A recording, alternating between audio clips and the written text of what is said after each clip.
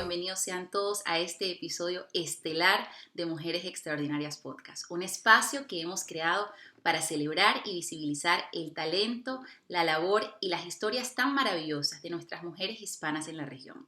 El día de hoy tenemos a una invitada de lujo, no solamente porque es una reconocida directora de orquesta y talento joven de nuestra región, sino porque además de eso, a través de su labor como directora, está impulsando importantes iniciativas de índole social en países como Venezuela. De hecho, esto la ha hecho recibir múltiples reconocimientos, incluidos el de Talento Joven del Foro Económico Mundial.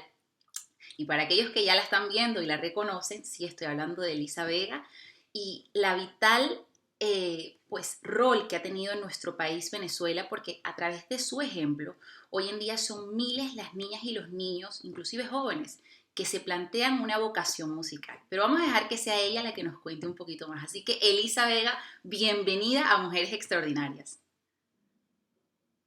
Hola Laura, Dios mío, estoy sonrojada ya con esa presentación y muy complacida de poder estar hoy contigo y con las personas que nos van a estar viendo o escuchando. No, Elisa, mil gracias por acompañarnos el día de hoy. Para nosotros es un honor tenerte aquí. Elisa, quizás para comenzar un poco, cuéntanos sobre ti. Más que todo, el tema de cómo llega Elisa a asumir este rol de directora de la Orquesta Sinfónica de Ayacucho. Porque si bien es cierto que hoy en día hay como una ola de directores emergentes en Venezuela, que estás tú, está Glass Marcano, inclusive hay otros como figuras como la maestra María Guinán. Este rol de directora, digamos, tradicionalmente era algo que ocupaban muchos más hombres, ¿no? Entonces, cuéntanos cómo ocurre todo esto. Bueno, eso me lleva un poquito más al pasado, ¿no? Antes de la Sinfónica Ayacucho, mis inicios en la dirección, que de verdad llega a mi vida por casualidad, y como esto es un podcast que habla de mujeres, tengo que contarlo porque yo pensaba que para dirigir había que ser hombre y además había que tener cierta experiencia. ¿Por qué pensaba yo esto? Porque era lo que yo veía. Yo era clarinetista de una orquesta y veía que eso era así, ¿no? Por tanto, yo no me había planteado en mi vida nunca ser directora de orquesta, pero la dirección llega a mi vida de casualidad, porque yo entraba a las clases de dirección para saber un poco más qué hacía el director, cómo se leía una partitura de orquesta completa, etcétera. Era más digamos, una necesidad mía de conocer más y no tanto de ejecutar el rol del director, ¿no? Pero para no hacer el cuento demasiado largo, terminé dirigiendo en un curso de dirección, fui seleccionada y en ese momento mi vida cambió. Y es cuando yo empiezo a buscar roles femeninos que dirijan. Yo decía, o sea que siendo mujer puedo dirigir. Imagínate tú, esto pasó hace 20 años, pudiésemos decir ya, ¿no? Sí, casi 20 años. Pero hace 20 años yo en un país que es tan musical no conocía mujeres que dirigieran. Sí conocía mujeres que dirigían coros o mujeres que dirigían lo que se llama música de cámara, que son ensambles más pequeños, por ejemplo una Isabel Palacios con su camerata barroca o su camerata renacentista. Acabas de nombrar a la maestra María Guinán con los coros, pero yo no tenía un rol a seguir como una directora de orquesta sinfónica, ¿no? Me puse a investigar y la verdad es que no había muchas. Eso parece mentira, pero es algo que es bastante nuevo, esto de las nuevas generaciones de directoras de orquesta. Total que me embarco en esto porque me enamoro, me apasiona la dirección de orquesta desde el primer día que pude tener esa oportunidad. Y la asumí con mucho compromiso, ¿no? Entendiendo que al ser diferente, al ser mujer, pues iba a lo mejor a atravesar algunas dificultades, cosa que fue así, pero que fui atravesando, etcétera. Y la verdad es que sin pensar mucho tampoco en la diferencia de género, yo creo que eso también ha sido clave y fundamental, ¿no? Encontrando roles, veo una maestra, por ejemplo, Marín Alsop, que hoy en día, pues, digamos, es el estandarte de lo que es la dirección femenina, y comienzo mi formación musical en Venezuela, en Inglaterra, y a dirigir orquestas infantiles, de allá a las juveniles, De las juveniles paso a las orquestas profesionales y hoy en día, llego ahora sí a tu respuesta, a dirigir la Orquesta Gran Mariscal de Ayacucho, porque es una orquesta muy particular que desde su fundación hace 32 años se dedica no solamente a hacer música sinfónica tradicional y académica, sino que rompe muchos paradigmas, es diferente, se atreve a proyectos sociales, a los proyectos disruptivos, a la inclusión de la tecnología, etcétera. Tiene un perfil muy particular y por eso quizás también ellos me nombran directora titular, cosa que no había ocurrido en Caracas, porque en Caracas, si bien hay muchísimas orquestas profesionales y orquestas de alto nivel, ninguna había tenido una directora mujer titular. Claro. Entonces, bueno. No, realmente es un placer hablar contigo, Elisa, porque no solamente es eso que tú dices, rompiendo paradigmas, es la primera directora mujer de la gran orquesta sinfónica de Ayacucho, pero además de eso, quizás la gente, y eso es un tema que me gustaría hablar contigo, porque la gente cuando escucha de la orquesta, sabe pues en un país como Venezuela que es tan musical, el rol que tiene a nivel musical, pero quizás lo que la gente no sabe es que además de esa importante labor musical que lleva la orquesta, además hace una labor súper bonita en términos sociales, ¿no? O sea, tienen muchísimos programas, tienen uno, me acuerdo, Los abuelos son una nota, pero hay otros también. Entonces, háblanos un poquito, sobre todo, por qué es tan importante esa labor social que está llevando a cabo la orquesta. Bueno, tal como lo dices, eso me lleva también a contarte algo, que es que uno como director de orquesta sí tiene he tenido oportunidad de tener compromisos fuera del país, ¿cierto? Pero hay dos formas de asumir el arte, ¿no? Uno es arte como expresión pura del alma, como, sí, digamos, como una expresión muy elevada de lo que puede hacer el ser humano, y eso siempre tiene que estar, ¿ok? Siempre tiene que estar. Pero por el otro lado, el arte puede ser un gran transformador social. Y eso es lo que yo he experimentado en un país como Venezuela. Cuando yo hago un concierto en un país de primer mundo, el hecho artístico es elevado, gente lo que se lleva es como esa espiritualidad y esa belleza y esa estética maravillosa, ¿cierto? Pero cuando uno hace buena música o una buena producción en países que no tienen buenas condiciones de vida, resulta ser que el hecho artístico transforma y las personas reconectan con la sociedad y realmente dan las gracias. Y eso es lo que está pasando aquí.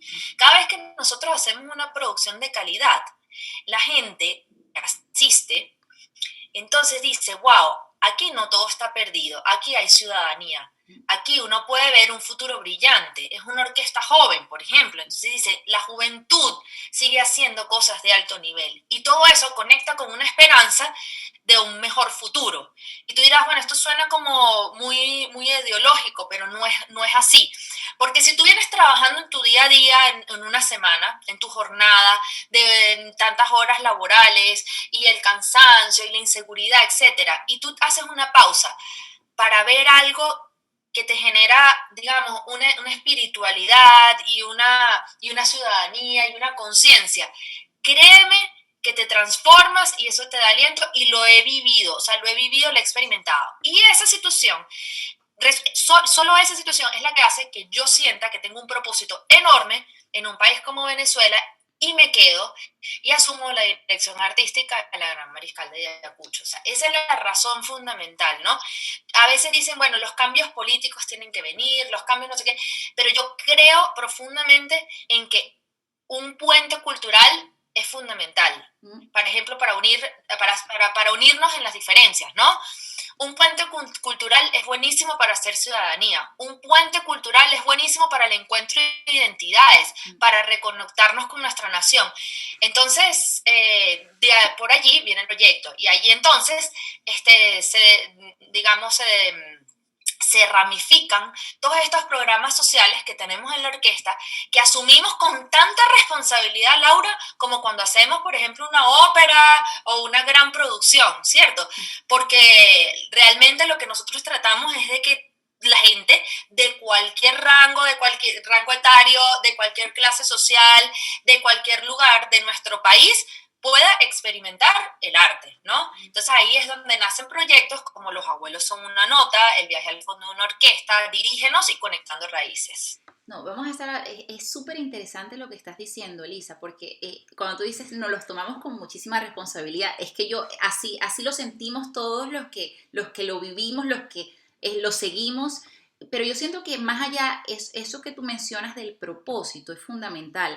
Y yo quiero que tú nos cuentes, porque definitivamente, o sea, eh, tú llevas un propósito y es un propósito importante porque en un país como Venezuela, yo creo que la orquesta y tu rol en específico hacen como ese puente, es lo que tú dices, o sea, eh, es como que nos recuerdan que independientemente de todas las diferencias que podamos tener, hay áreas en las que todavía seguimos convergiendo y seguimos, o sea, a través de la música nos conectamos a ese sentimiento nacional. Entonces, ¿cómo lleva Elisa esa responsabilidad tan grande, no? Es enorme, pero también te tengo que decir que yo creo que por el mismo propósito, en los últimos años me he dado cuenta, incluso atravesando la pandemia, que distintas áreas de la sociedad entonces nos apoyan. Mm. ¿Me explico? No te digo que sea fácil, es la única orquesta de autogestión que hay ahorita en la capital, por ejemplo, ¿no? Nos autogestionamos, no dependemos de gobierno. Por supuesto, lo hace más difícil, pero a la vez lo hace más fácil. Porque entonces, al no depender de ningún ente público, eso ha permitido que la orquesta pueda estar hoy en un lugar absolutamente marcado por el gobierno, en un lugar absolutamente opositor, en un lugar neutro, en un lugar esto, y hemos podido, te quiero contar, por ejemplo, una experiencia que yo creo que puede narrar muy bien a los que nos están escuchando viendo. Fíjate, nosotros justo antes de la pandemia en Venezuela, un 8 de marzo del 2019, tuvimos un concierto en un anfiteatro en Caracas y llenamos el aforo completo, 7.000 personas. Wow. Hacía décadas que no iban 7.000 personas. Y eso que había habido semanas anteriores, meses anteriores, conciertos pop, conciertos, digamos, de artistas como más populares, por decirlo así. Y nosotros llenamos el aforo de 7.000 personas con el Carmina Burana de Carl Orff en un anfiteatro llamado La Concha Acústica de Bellomonte en la ciudad de Caracas. Se hizo de noche en la ciudad. Ese día 7.000 personas de todas partes vinieron a ese lugar, en una de las ciudades que se dice que son de las más peligrosas del mundo, y te puedo decir que fue un hecho absolutamente cívico, no hubo nada que lamentar, se hizo de noche, que es mucho decir, y la gente usó el transporte público, no sé qué, esto, lo otro. En ese momento es cuando tú te das cuenta del poder que puede tener un hecho artístico. Allá había desde diplomacia hasta ciudadano común, hasta empresarios que siguen a la orquesta y nos apoyan, hasta amantes de la música, familias, ancianos, o sea, todo tipo de personas estuvieron en ese momento. Entonces tú dices, bueno, ¿cuál fue el último encuentro ciudadano así importante antes de este? Habría que revisar, o sea, que no estuviese marcado por las diferencias, sino más bien marcado por la unión. Entonces, como dices tú, eso a mí me crea un gran compromiso de seguir adelante y a la vez ya yo no veo mi rol de la dirección desde hace un tiempo, sobre todo desde que asumí la dirección de la Gran Mariscal de Ayacucho, como un rol musical, como un director musical únicamente, sino como una especie de, yo lo digo así, es como una especie de gerencia cultural para transformar sociedades. No, es que no, me encanta lo que estás diciendo porque es así, es totalmente. Y cuando dices, por ejemplo, que has llenado audiencias de 7.000 personas, mira, es que se me pone la piel de gallina porque es una responsabilidad tal. Y además, sabes que un poco en este contexto y en esta audiencia de mujeres en las que estamos acá, es lo que tú mencionas, de que quizás ahora está cambiando, pero hubo un momento que esos ejemplos de mujeres que lo habían hecho antes no existían. Y además de eso, no está solamente el componente de los ejemplos, sino también está el componente de que muchas veces nos da miedo. Entonces, mi pregunta, a veces nos da miedo tomar ese paso, sobre todo cuando son responsabilidades tan grandes.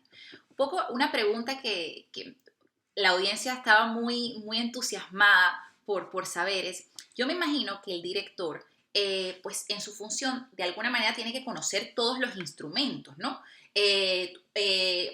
O entender cómo funcionan el matiz que le pueden dar a la melodía y eso pues Dios me imagínate, enfrente de 7.000 personas, además entender cada uno de estos instrumentos, tiene que dar miedo, a mí me daría muchísimo miedo. Y es algo, o es una responsabilidad grande. ¿Cómo Elisa, o sea, porque cuando se te ve allí, se te ve natural, o sea, ¿cómo Elisa, si es que tuvo miedo, cómo venció ese miedo? Y se convirtió en esto que es hoy. Esto es un poco para esas mujeres que están allí, que nos están viendo, que se plantean una carrera en la música, pero no saben dónde empezar. ¿Qué les dice Elisa sobre esto? ¿Cómo vencer el miedo? Bueno, gracias por, por toda esta pregunta, ¿no? Se lo diría a los músicos y también a distintas personas, ¿no? En distintas áreas. Lo primero, y va a sonar trillado, seguro en estos podcasts se ha dicho muchísimo, pero la preparación. O sea, la preparación es algo que no se puede escapar, ¿no? Es algo que además siempre está a primera vista. ¿Estás o no estás preparado? Eso para mí es fundamental. Además, es tan fundamental que yo, en cuanto a la mujer, yo creo mucho es en la equidad, ¿sabes? No en el empoderamiento, no en la igualdad, porque no somos iguales, sino en la equidad. O sea, que el trabajo sea para quien se lo merece, para quien esté más preparado. No importa si es mujer, si es hombre, si es muy mayor, si es muy menor. O sea, que los trabajos los tengan las personas que están preparadas y que sean los mejores para hacerlo. Entonces, siguiendo esa premisa, preparación para mí es fundamental. Y número dos, asumir la feminidad. Es decir, hay cosas que uno no puede, que yo siento, no debes ni pensar demasiado, sino simplemente asumirlas y ya. En mi caso, sí, soy mujer. Ok, listo. ¿Va a ser diferente? Seguramente va a ser diferente. ¿Lo voy a esconder? No se puede esconder. Entonces, ¿qué es lo mejor? Bueno, asumirlo y ya está. ¿Eres joven? Bueno, sí, soy joven. Entonces, hay una parte de la experiencia que a lo mejor no tienes, que te lo dan los años. También es así. Entonces, ¿qué puedes hacer? Prepararte. Y una vez asumiendo eso, pues ya está. Yo creo que eso te quita un primer miedo, ¿no? La preparación y asumir las condiciones tuyas. En mi caso, o en el caso de las que están oyendo, ser mujer y tener cierta edad o tener ciertas características. Punto. Y luego, cuando tú me dices, bueno, ¿cómo haces en la presentación para no tener miedo? Siempre vas a tener un poquito de miedo, ¿no? Yo digo que el día que uno se pare a dirigir y no tengas maripositas en el estómago, ese día estarías como muerto para mí en la música, ¿no? Porque obviamente hay un respeto hacia la partitura que tienes que interpretar, hacia los músicos que están frente a ti y más todavía hacia la audiencia, que le tienes que transmitir el arte, ¿no? La interpretación que se va a hacer.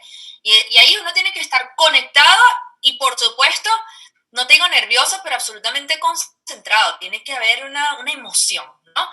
Pero esto funciona como un gran proyecto gerencial. Es decir, uno termina siendo como el gran gerente de un proyecto que ha venido preparándose y ese día hay que presentarlo. Entonces, antes de la presentación viene toda una cadena de ensayos y en los ensayos es donde uno prepara el concierto, ¿no? Como cuando estás preparando un gran proyecto con tu equipo, igualito.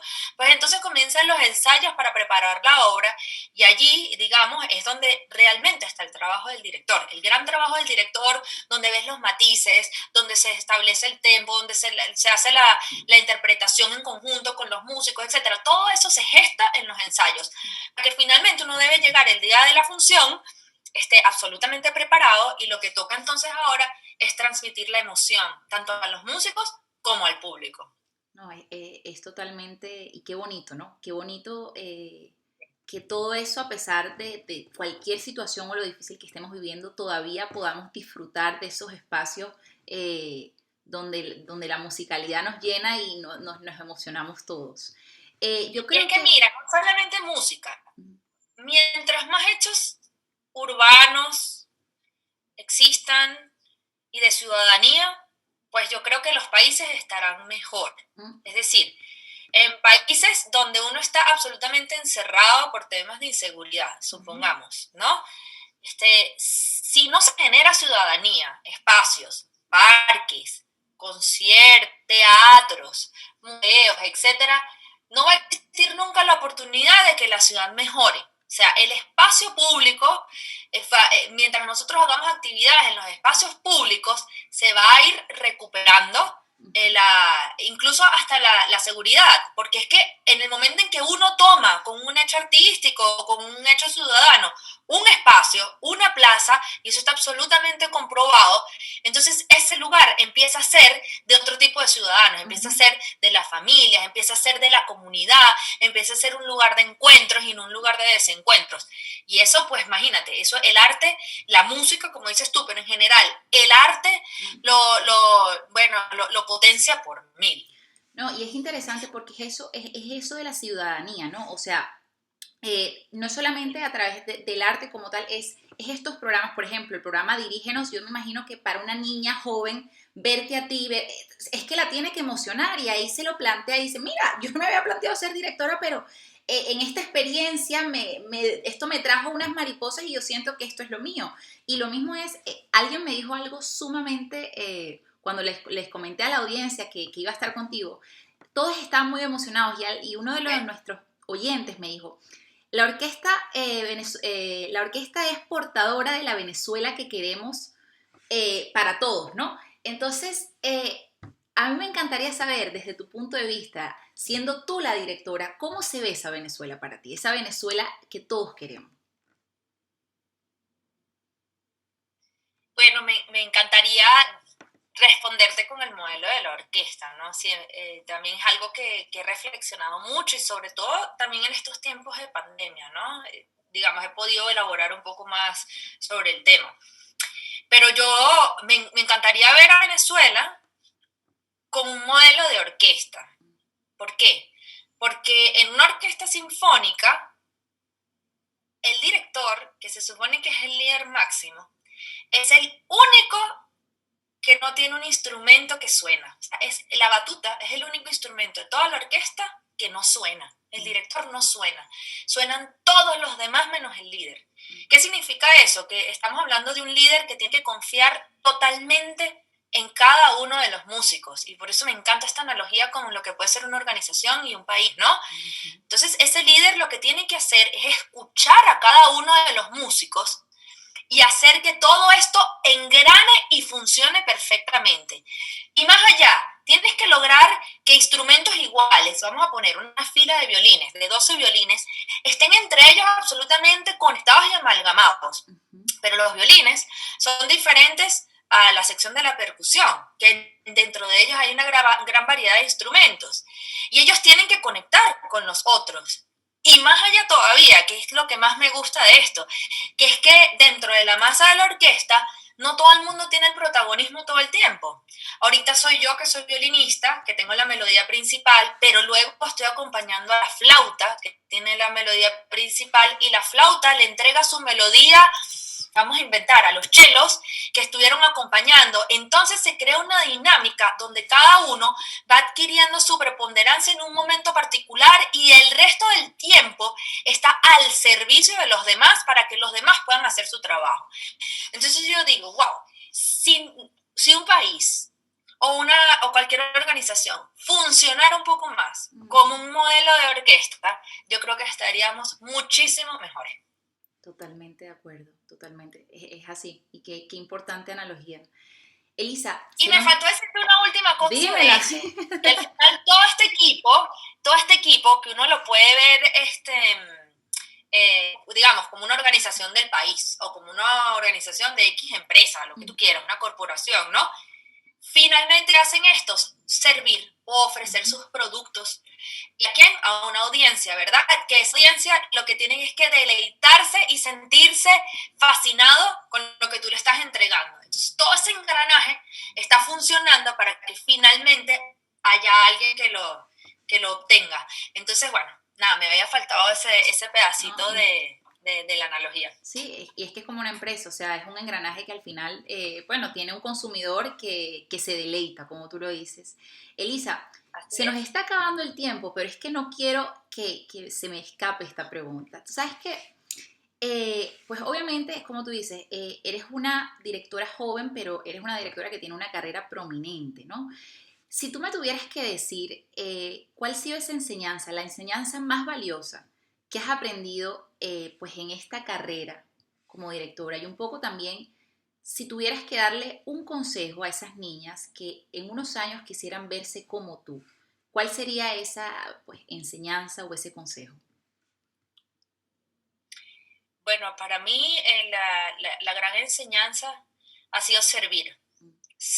Literalmente servir a una orquesta para engranarla, servir a un público, servir a una nación, servir a una comunidad. Y en ese servicio, la gran enseñanza ha sido que mientras más uno da, más uno recibe. O sea, en mi vida y en mi carrera como directora ha sido así.